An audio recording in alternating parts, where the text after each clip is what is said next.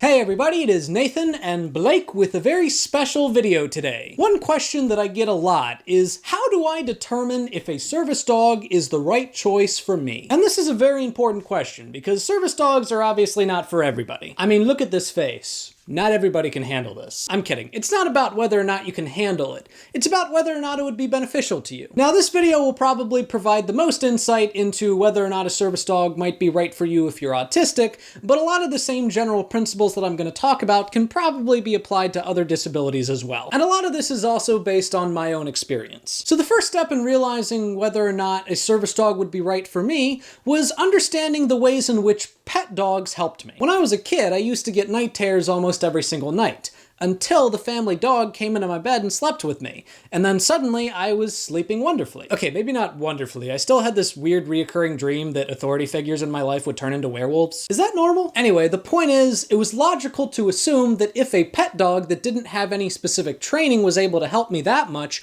a service dog that was specifically trained for me would help me even more. And that's not necessarily only exclusive to autistics. There are a lot of people with other disabilities that might have their pet dog help them with something else, like, say, balance. I probably don't need to mention this, but I think it's also important that if you want to get a service dog, that you like dogs.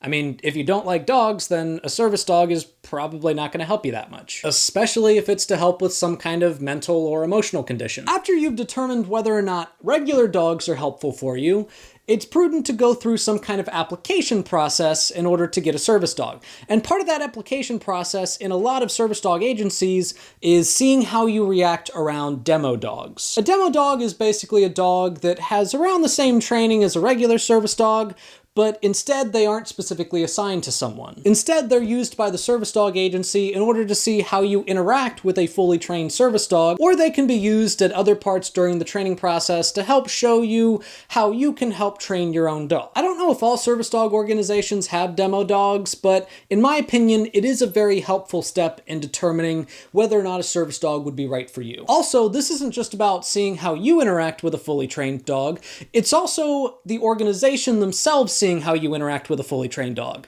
because they have a lot of experience in understanding whether or not a service dog might be right for an individual. The final point that I would make in determining whether or not a service dog is right for you is to make sure that you do have the ability, or that you have access to someone or something with the ability to take care of the needs of the dog. Now, if you're going through some kind of third-party certification, then you've probably already thought of this step. But it is important to note that as much as your service dog takes care of you, you do need to take care of them too. Service dogs have been a major impact on my life.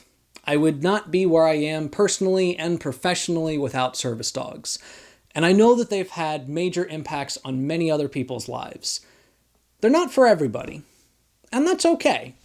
But I really hope that this video helps to give you the education and the information and the context in making the decision as to whether or not a service dog might be right for you. Well, that's today's video. Thank you all for watching. If you liked this video, please give it a like, a share, and if you haven't already, subscribe to the channel. Check out some of my other stuff. And if you want to help the channel in other ways, then support me on Patreon. In the meantime, I will see you in the next one.